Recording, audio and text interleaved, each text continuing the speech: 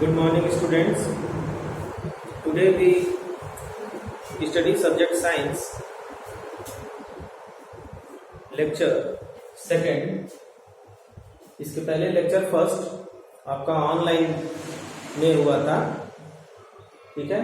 अभी जो है ये आपका यूट्यूब पे लेक्चर सेकंड,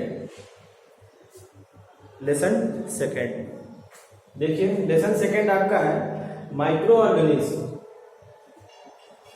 इसमें स्टूडेंट्स माइक्रो ऑर्गेनिज्म के बारे में पढ़ना है। माइक्रो ऑर्गेनिज्म होते क्या हैं और वो हमारे लिए कैसे हेल्पफुल हैं और कैसे नुकसानदायक हैं, ठीक है ना। तो कैसे लाभदायक हैं और कैसे वो नुकसानदायक है, ये दोनों इनके बारे में पढ़ना है। क्योंकि माइक्रो ऑर्गेनिज्म से हमको लाभ भी है और कुछ हानियां भी हैं। देखिए सबसे पहले माइक्रो ऑर्गेनिज्म कहते किसको है। माइक्रो ऑर्गेनिज्म दो वर्ड से मिलकर बना है। देखिए दो वर्ड से मिलकर बना है माइक्रो ऑर्गेनिज्म। माइक्रो मीन्स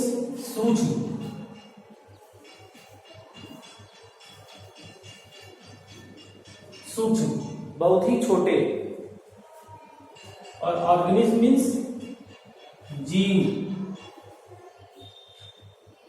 ठीक है ना। जीव या जीवधारी जिसके अंदर जान।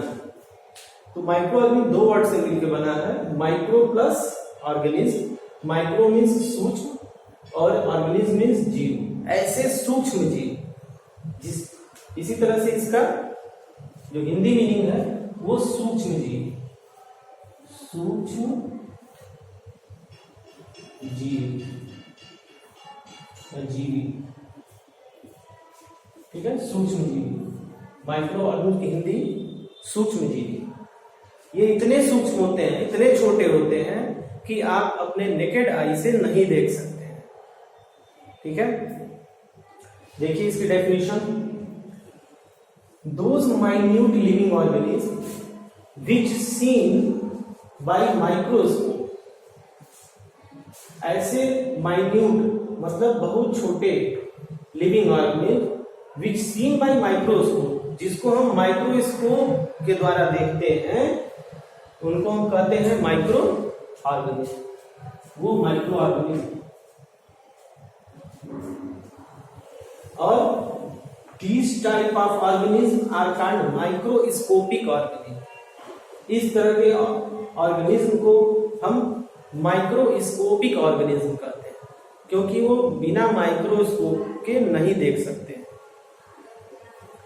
देखिए इसके एग्जांपल्स क्या हैं, किस तरह के ऑर्गेनिज्म जो है ये माइक्रोस्कोपिक है या माइक्रो ऑर्गेनिज्म जिसको हम कहते हैं। माइक्रो ऑर्गेनिज्म को भी हम माइक्रोब्स, सेकेंड वर्ड एक है माइक्रोब्स, माइक्रोब्स भी कहा जाता है। और इसके एग्जांपल देखिए, बैक्टीरिया, फंजाई, बैक्टीरिया है, फंजाई, एल्गी,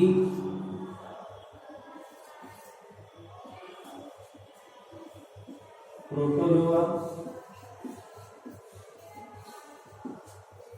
ठीक है। ये माइक्रो ऑर्गेनिज्म में आते हैं। बैक्टीरिया, फंजाई, बैक्टीरिया को हिंदी में बैक्टीरिया, फंजाई कवक, एल्गी, ठीक है ना। एल्गी को हिंदी में शैवाल कहते हैं, और प्रोटोजोआ, प्रोटोजोआ है। तो सम ऑफ दी, ये सभी जो है आपको विदाउट आप इसके नेकेड आई आप माइक्रोस्कोप से देख सकते हैं। और ये क्या है, ये हर जगह पाए जाते हैं, ठीक है ना। एयर, वाटर, देखिए ये कहाँ पाए जाते हैं, फाउंड इन एयर, वाटर, ठीक है, सॉइल, ठीक है ना। Air, water, soil and any other place, किसी अदर प्लेस पर भी ये क्या करते हैं, स्टिक हो जाते हैं, चिपक जाते हैं, ठीक है ना।